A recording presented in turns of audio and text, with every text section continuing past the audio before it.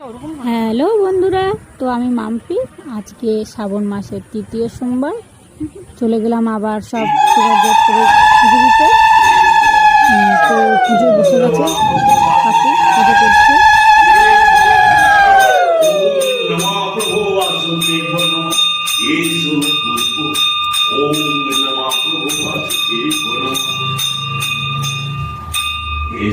পুষ্প ওম নমঃ প্রভু বাসুকি বটম। আমি শ্রাবণ মাসে 3টে সোমবার পালার চেষ্টা করি বলেছিলাম, তো আমার এই 3টে সোমবার পুজো করা হয়ে গেল। তো কমপ্লিট। এবার আমরা বাড়ির দিকে যাব। তো কাকু বলছিল যে সন্ধ্যাবেলা আসবি, আবার আরতি হবে, পুজো হবে। তো পুজো দিয়ে এই যে বাড়ির দিকে রওনা করেছি।